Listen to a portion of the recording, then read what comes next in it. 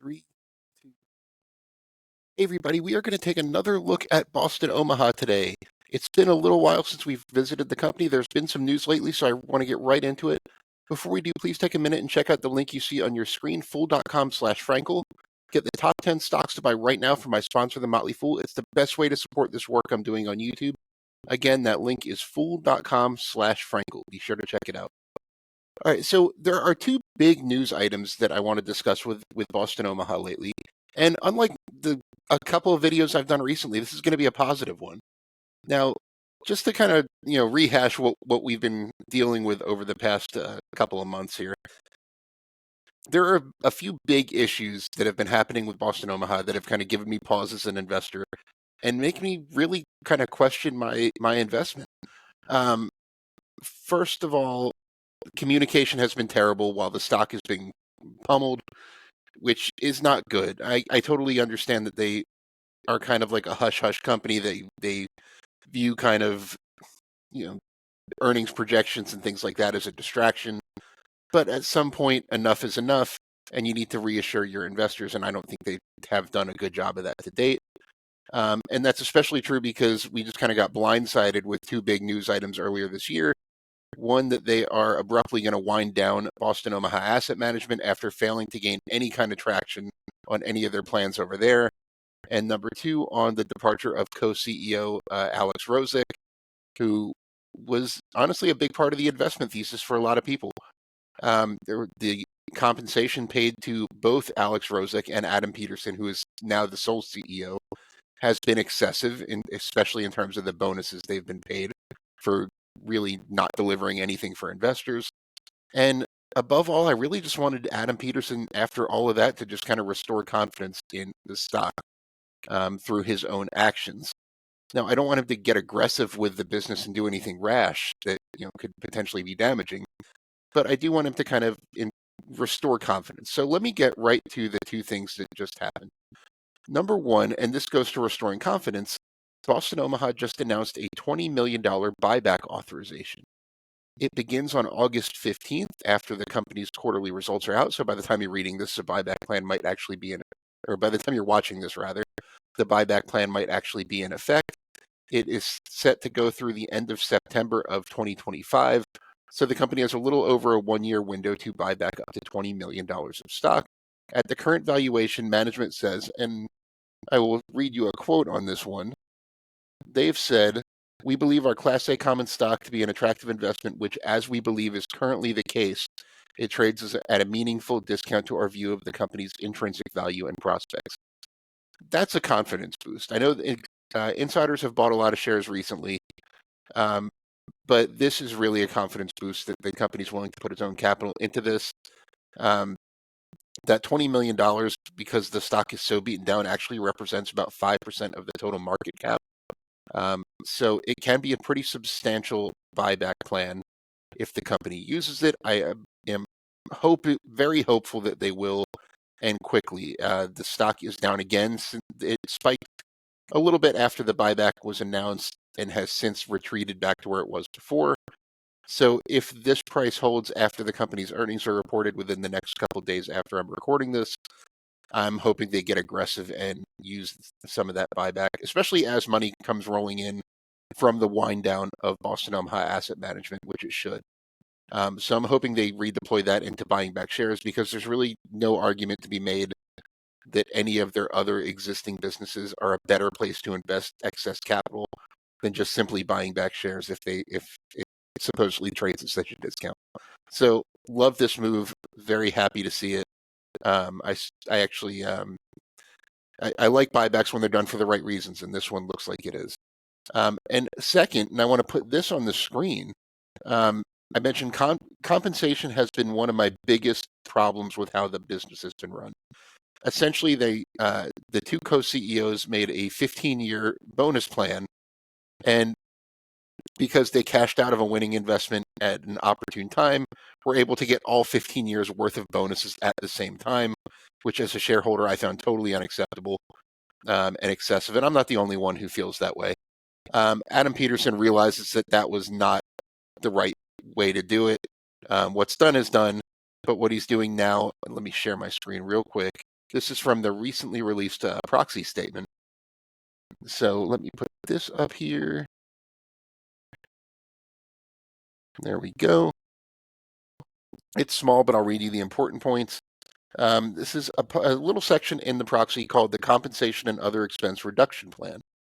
Now, I've mentioned some of this already.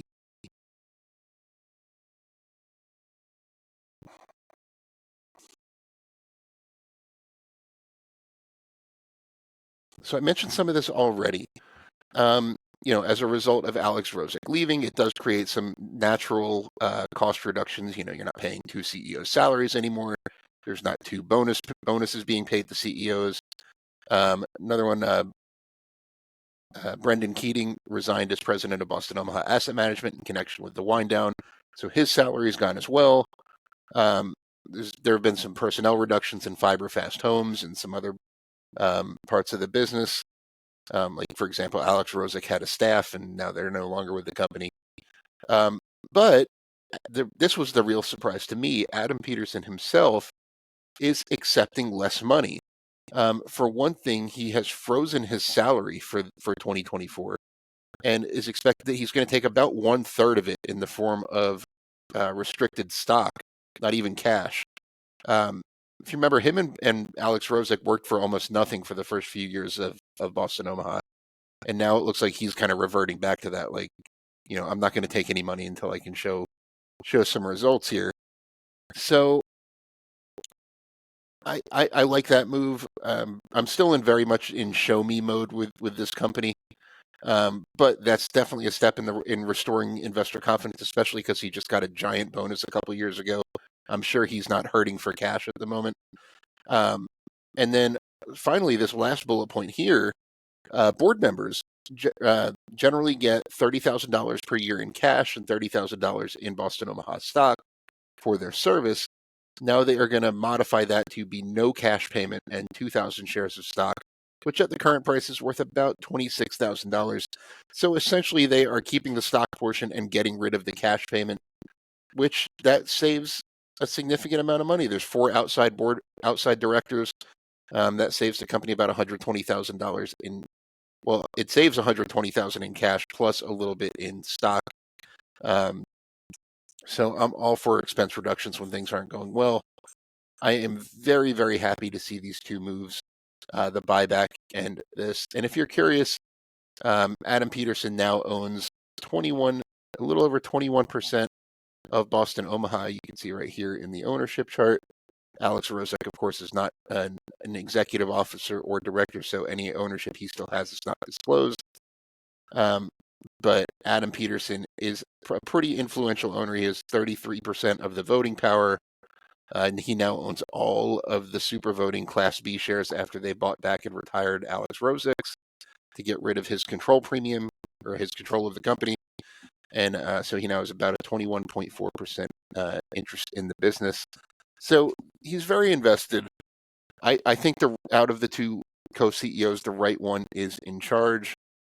And like I said, I'm still very much in show me mode, but these are two clear steps in the right direction. Once we actually get the earnings report and digest it a bit, I will have another video out on that. I'd love to know what you think. Leave me any comments you have. And thanks for listening.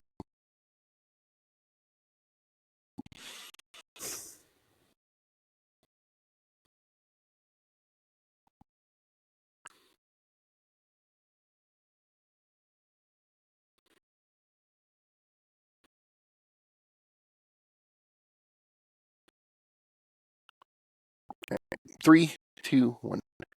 Hey everybody, earnings season is now just about in the books. We are going to take a look at Sofi's earnings, one of my favorite companies to follow around earnings season time.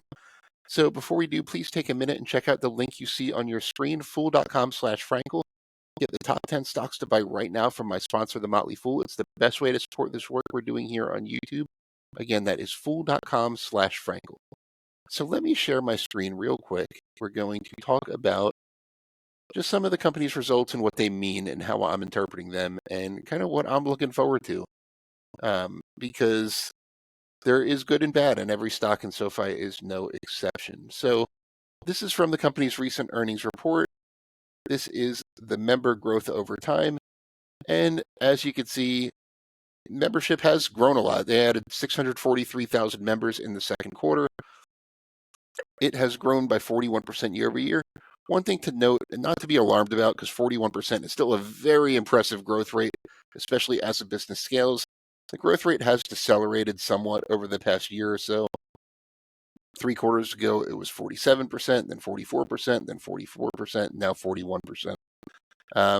643 is still the biggest 1 quarter addition of new members.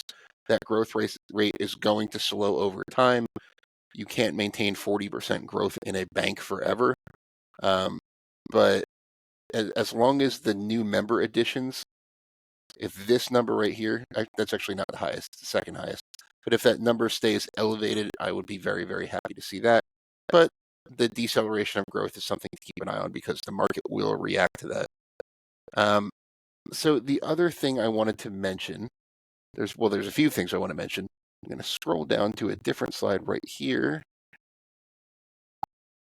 And you can see this is called their financial services productivity loop. And in simple terms, this means that there's two different types of products in SoFi's portfolio. There are financial service products, which are things like their bank accounts, credit cards, brokerage accounts, and there are lending products, which are its personal loans primarily, but also its student loans, home loans, and I'm sure more will be added over time. The idea is that they want to focus their growth effort on the financial services products, checking accounts, and things like that, with the idea that the higher the ratio is between financial service products and lending products, the more of a natural marketing funnel the company has to, cross-sell other products to. Right now, its customer acquisition cost is very high, and this is one of my biggest negatives about SoFi. They offer large referral bonuses to get people to refer their friends for personal loans, to refer their friends to sign up for checking accounts and credit cards and things like that. But you can see here, since the middle of 2021, the ratio of financial services products to lending products has grown from 2.7 gradually up to 6.2 where it stands now. And the idea is now, just some quick math, you have about 9,000 SoFi customers at a minimum that don't have a loan with the bank already. And that's 9 million. So that is a natural marketing funnel that you can kind of try to sell loans and increase your relationship without that big customer acquisition cost. It makes it a whole lot more efficient to grow the business. So if SoFi can grow like that, it is a big win for the company. So that's number two. Another thing that SoFi revealed for the first time, a lot of people are worried that with a recession looming potentially, that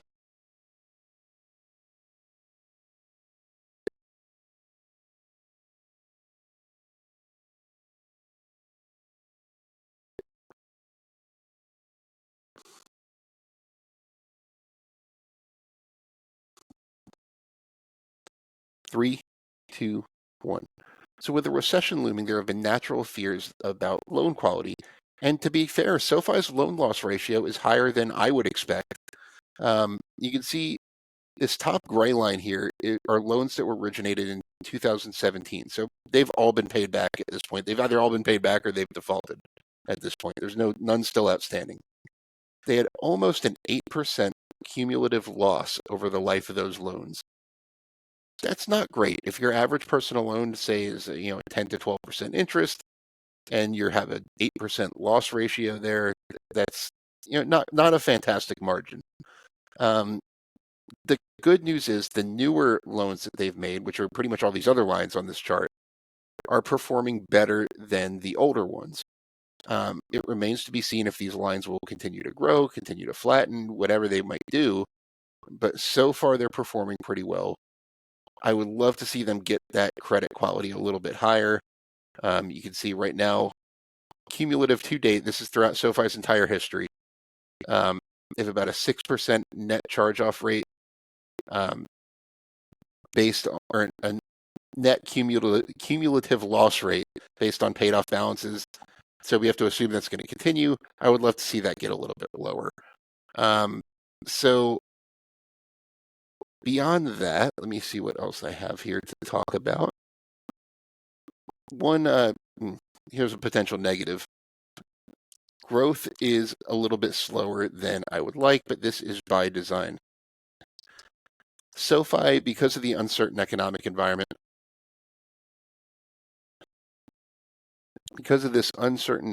environment, Sofi has intentionally pumped the brakes on growth. So I'm not reading too much into it, but it's something to watch. Profitability is down a little bit, as you can see right here, for the quarter, and not really too much to be concerned about. The company did increase its full year guidance. You can see it's kind of faded right here, but their revenue guidance is up. Their adjusted EBITDA guidance is up. Their net income guidance is up.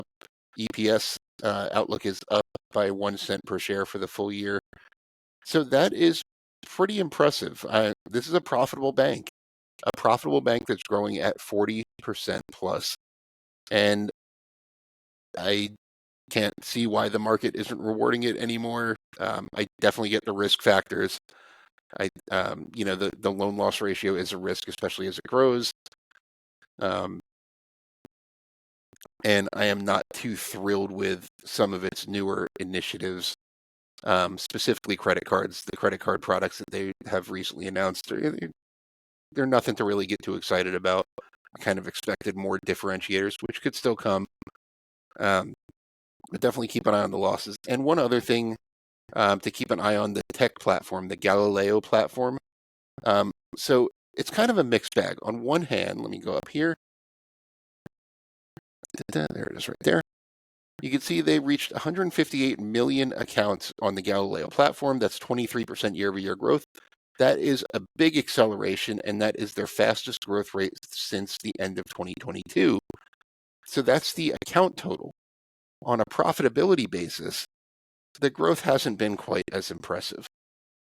If I look at the breakdown of their contribution profit from all their businesses, which this middle bar is the technology platform, it is it's been flat for the past 4 quarters. Even though the number of accounts on the platform has gone up, the contribution platform from Galileo has been flat.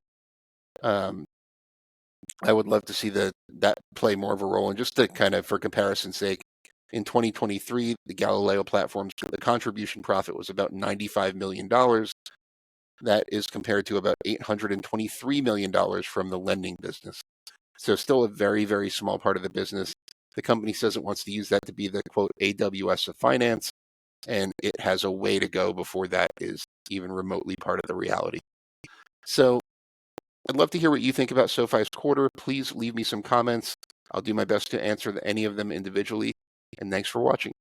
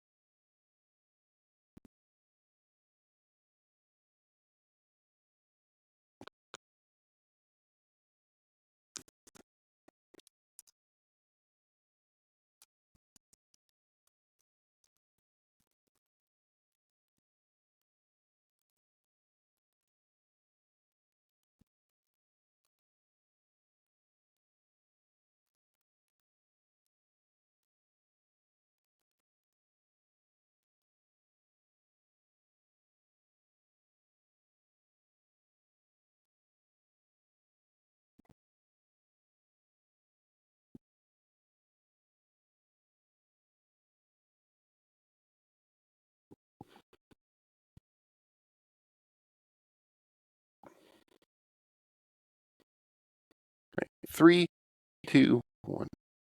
Hey, everybody. We are going to dive into the Social Security Cost of Living Adjustment, or COLA, that we're expecting in 2025, and some bad news for seniors who rely on Social Security.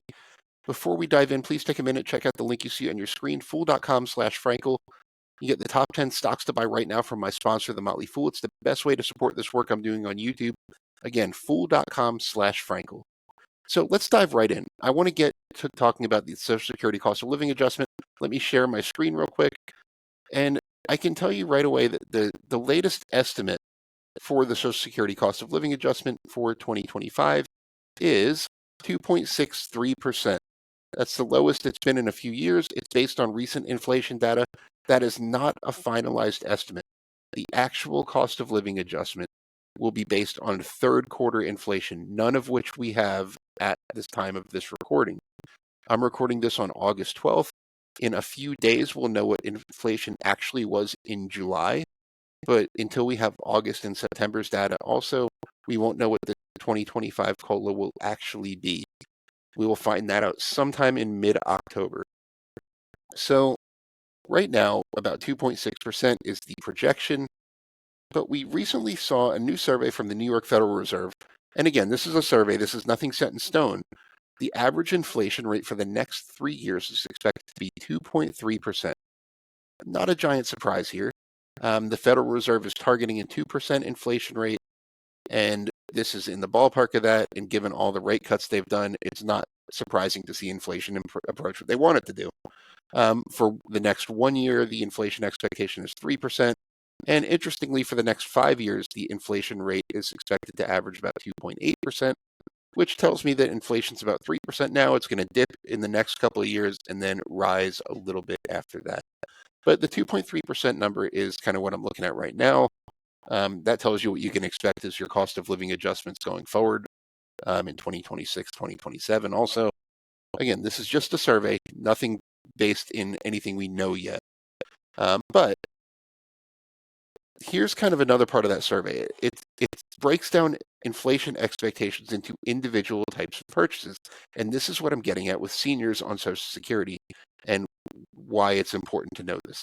So some expenses are expected to rise faster. I mentioned the 1 year inflation expectation overall is 3%. But the average expectation for food is an increase in cost of 4.7%. For healthcare, it is 7.6%. And for rent, if it is 7.1%. Now, these are expenses that disproportionately impact seniors. What I mean by that is, everybody goes and buys groceries. For seniors who are on a fixed income, it tends to represent a greater percentage of their income.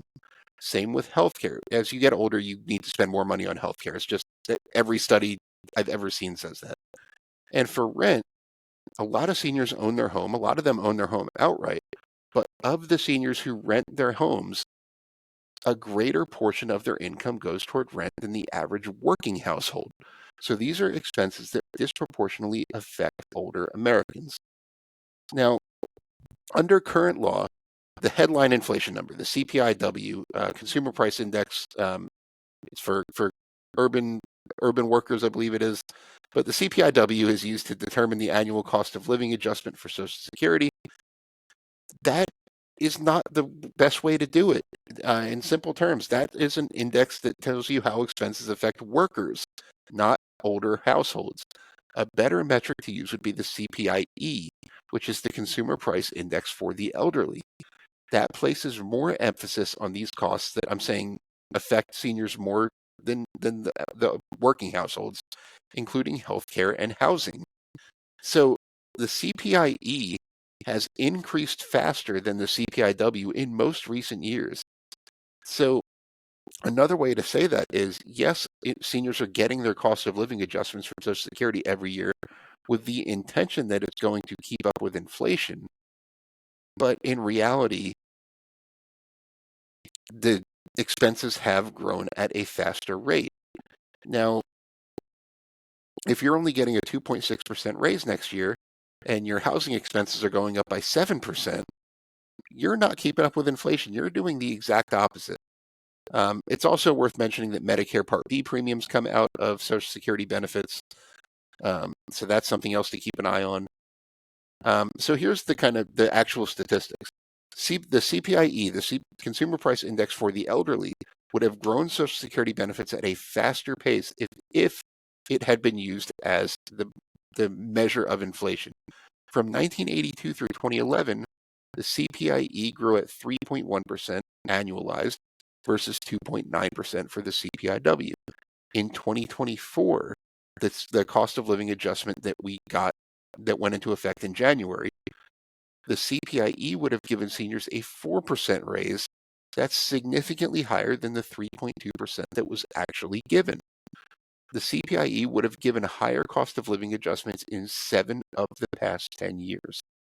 So the point of this isn't just a 2025 problem, because all the numbers I mentioned were 1 year. We expect rent to go up by 7.1%, we expect healthcare to go up by 7.6%, and so on.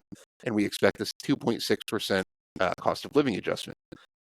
But until they kind of change the system a little bit, and this has been talked about occasionally by politicians, and use the CPIE to calculate cost of living adjustments rather than the CPIW, seniors are gradually getting further and further lower purchasing power from their Social Security benefits.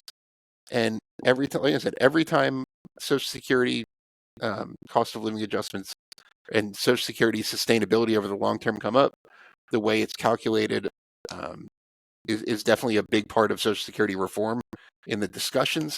So far, nothing's been done with it yet, but that's where things stand. And I personally would love to see that happen. I know I have a lot of family members and friends who are seniors on Social Security.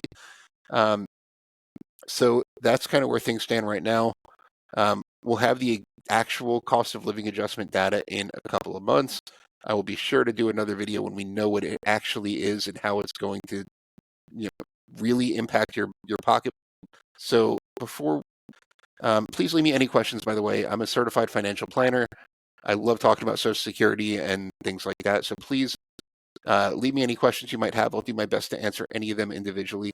And thanks for listening.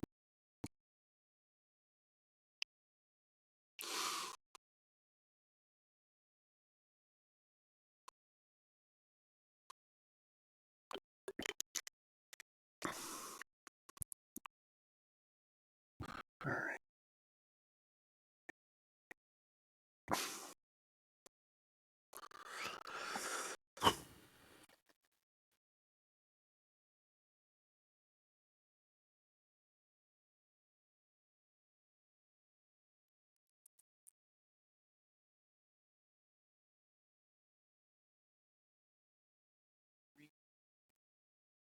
Hey, everybody, we're going to talk about Social Security today, how much the average American gets from Social Security in 2024. I want to dive right into the numbers, but before we do, please take a minute, check out the link you see on your screen, fool.com/Frankel. You get the top 10 stocks to buy right now from my sponsor, The Motley Fool. It's the best way to support this work I'm doing here on YouTube. Check it out for Social Security articles, personal finance advice, retirement advice, stock market articles. Anything you want to know is on fool.com. Check out fool.com/Frankel. And 3, 2, 1. So, as I mentioned, we're going to be talking about the average Social Security benefits in the United States. So, I'm going to quickly share my screen. So, as you can see, so there we go. There are almost 68 million people who collect Social Security in the United States. The average person who gets a Social Security payment gets $1,781 per month, which is $21,372 per year. But one key point is that this includes all types of Social Security beneficiaries. This includes retired workers. This includes spouses who get a benefit off of someone else's work record. This includes survivors of retired workers. This includes disabled, people who get Social Security disability. So that is just an overall average. Not everybody is a retired worker. There are a lot of different types of Social Security. And that includes people who started taking Social Security early, who started taking Social Security on time, at full retirement age, started taking Social Security late, et cetera, et cetera. So I want to run this video. We're just going to focus on the different types of beneficiaries. I'll do another one where I do the different ages of beneficiaries and the average they can expect. But let's start with retired workers, because that's what everyone thinks of when they hear the term Social Security. So retired workers, of those people on Social Security, a little under 54 million Social Security recipients are retired workers. That means they are collecting a benefit based on their own work record. In order to be eligible for Social Security on your own work record, you have to have worked for at least 10 years or 40 quarters in Social Security covered employment, but your benefit is based on your highest 35 years of earnings. So if you collect on your own work record, and we'll get to the other options in a minute, the average monthly benefit is $1,918. So that's a little over $23,000 per year. So retired workers, and I'll go ahead and say this right away, retired workers are the highest paid group of Social Security beneficiaries as a whole. So that's the highest average that you'll see of any of these categories, that $1,918 a month. That is the highest average, and that makes sense because Social Security is designed for retired workers, so they tend to get the most. Next are spousal benefits. Now, if you're not familiar, spousal benefits are designed to provide retirement income to couples where one spouse either didn't work or earn comparatively low to the other spouse. Stay-at-home parents are a big example of that. If one parent maybe just worked part-time here and there, and the other one had a full-time job their entire career, that stay-at-home parent might not qualify for a benefit under their own work record, so they can use their spouse's work record to qualify for a spousal benefit. And without getting too deep into what spousal benefits are and how to qualify, a spousal benefit can be up to half as much as the higher earner's full retirement benefit.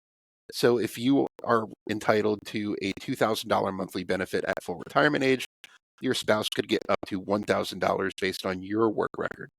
Now, the Social Security Administration will look at their work record and yours, and the higher of the two will be paid.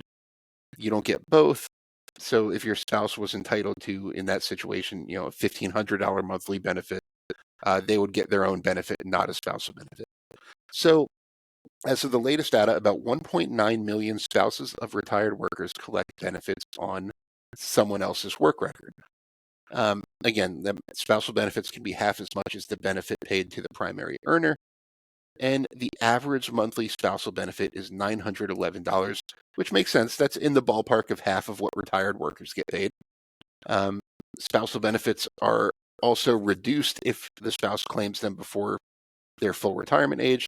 But unlike retired worker benefits, spousal benefits are not increased for waiting beyond full retirement age, which could explain why they're a little bit less than half of the average retired worker's benefit. So that's spousal benefits. The third major group is survivors' benefits. About 5.8 million survivors of retired workers collect benefits. Now, there are a few different groups in here. There are widows and widowers that have already reached their full retirement age, widows and widowers who are below full retirement age but are caring for children. The children themselves can get Social Security benefits. For example, I have 2 young children, and hopefully it doesn't, but if something happened to me, both of my young children could draw Social Security survivors benefits on my work record. In some cases, parents of workers who are deceased can get benefits. So the average survivor's benefit, including all of those groups, is $1,508 per month. That's a little over $18,000 per year. And again, that's a little bit lower than the average retired worker's benefit. But keep in mind that more than one person can collect the survivor's benefit at the same time off the same work record. And these can be reduced proportionally. Let's say something happens to me. My wife could collect a survivor's benefit on my work record, potentially when she's while she's taking care of the kids. And each child can collect a benefit of their own. There's a maximum amount that can be paid on my work record, but if depending on how many people are collecting a benefit, it can kind of be prorated down, which is why the average survivor's benefit is a little lower than the average worker's benefit. So that's survivor's benefits. And again, here's how Social Security is calculated. You need to work at least 10 years in covered employment to qualify for a benefit on your own work record. Your benefit will be based on your 35 highest earning years. Again, indexed for inflation. It's not that, if you earned $10,000 a year back in the 1960s, that would be indexed for inflation and, will be put into 2024 dollars when it's being calculated. Social Security Administration will use the highest 35 inflation-adjusted years to calculate your benefit. If you work less than 35 years, zeros are included in your average, which is why, when I say spousal benefits, if one spouse didn't work most of the time, if they only worked, 10 years, then 10 years of earnings and 25 years of zeros that are used to calculate an average. And you can see why their benefit might not be that great under their own work record and why a spousal benefit might be necessary, even if the spouse worked a little bit. So hopefully you found that informative. Please leave me any questions you may have. I am a certified financial planner. I love answering Social Security and retirement questions. So please do your best, and I'll do my best to answer any of them individually. Hope you enjoyed that, and thank you for listening.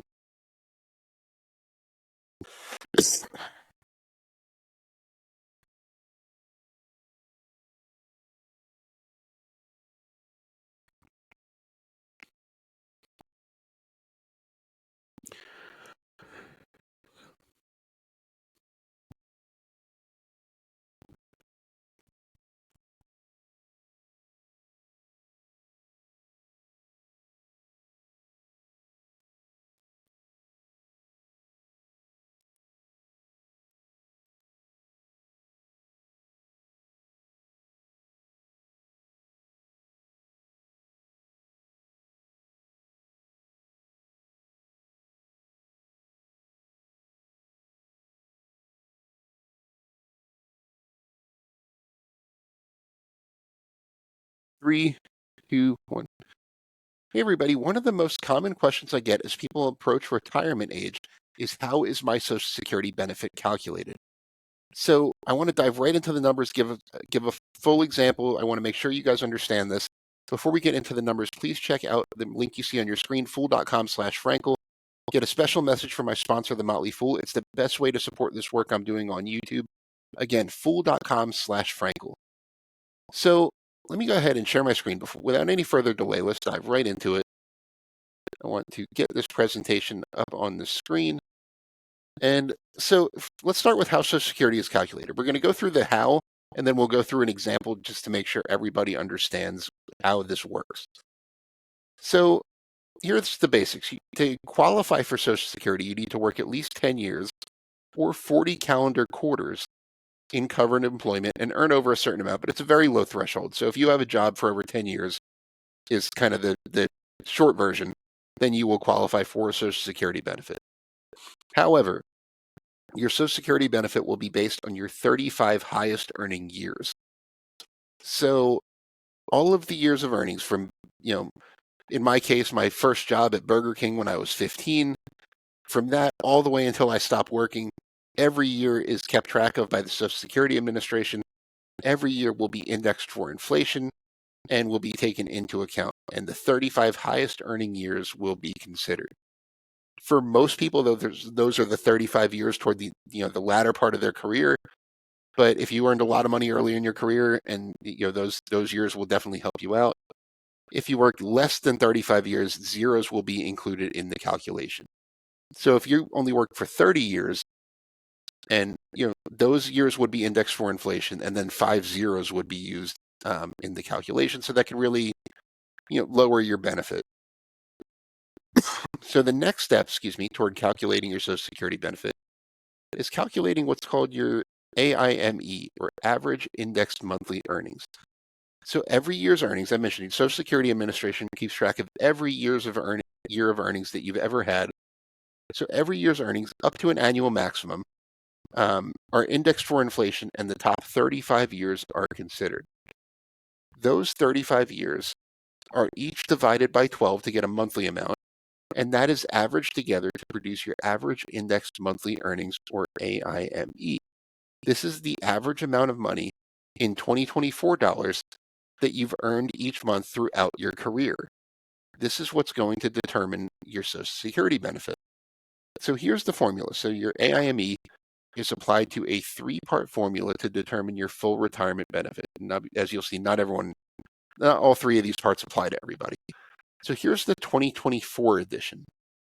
Your Social Security benefit would be 90% of the first $1,174 of AIME, the 32% of the amount greater than that but less than $7,078, and 15% of the amount above $7,078.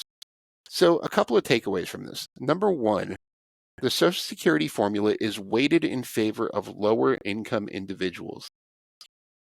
You might, if you earned twice as much as your spouse throughout your career, you might expect your Social Security benefit to be twice as much as theirs. That's not likely to be the case. The reason is this formula, that big 90% bracket right there, it weights the Social Security formula in favor of lower income individuals. So your Social Security benefit might not be as different from someone who earned less or more than you think. And number two, this is the 2024 formula.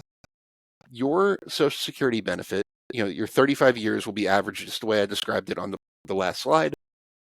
But your benefit will use the formula that was in place in the year when you first became eligible for Social Security. That means the year that you turned 62 years old, that's when you were first eligible to apply. Even if you wait till 70 to apply for Social Security, the formula that was in place the year you first became eligible is the one that will be used to determine your benefit. So if you're turning 62 this year, this is the formula that will ultimately be used for yours, no matter when you claim. And these are technically called the 1,174. These numbers are technically called the Social Security bend points. So if you search the bend points for the year when you became 62, the Social Security Administration keeps a great list of them online. The 90%, 32%, and 15% multipliers stay the same. The only thing that changes from year to year are these numbers here, known as the bend points. So, as I mentioned, you can claim Social Security at any time, as early as age 62, as late as age 70, or any time in between. Full retirement age is 67 years old for anyone born in 1960 or later. It could be a little bit earlier than that if you were born before 1960, but for most people watching this, full retirement age will be 67 years old. If you claim before you reach full retirement age, your benefit will be permanently reduced by 6 2/3% per year up to 3 years early, and 5% per year beyond that. If you just do a little bit of math, if your full retirement age is 67 and you claim at 62, that translates to a 30% permanent reduction in your Social Security benefits.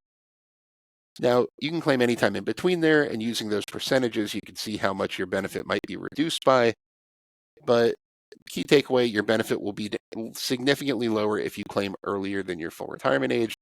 But in a lot of cases, it can still make sense. If you need to retire early for health reasons, for example, it can make sense to claim Social Security early.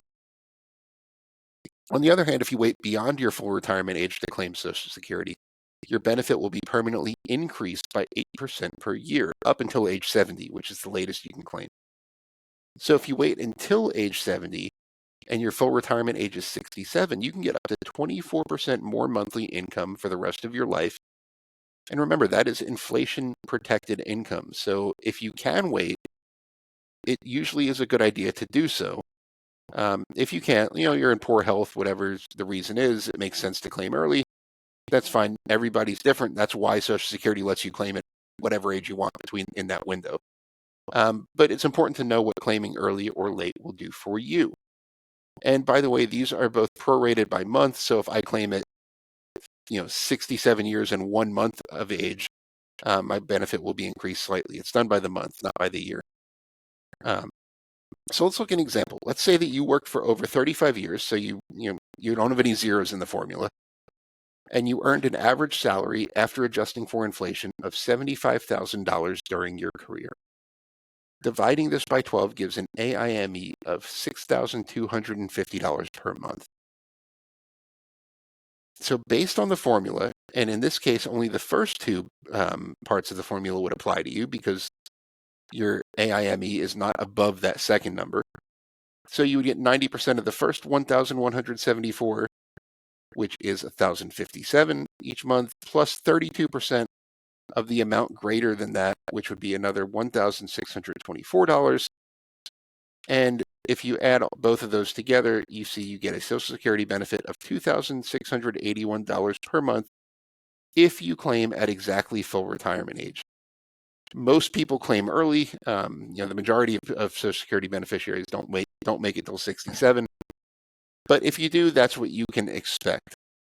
So hopefully you found this video helpful. If you still have any questions, please leave them in the comments. I am a certified financial planner. I love to talk about Social Security and retirement. I'm weird like that, I guess. But leave me any questions you have. I'll do my best to answer each of them individually. And thanks for listening.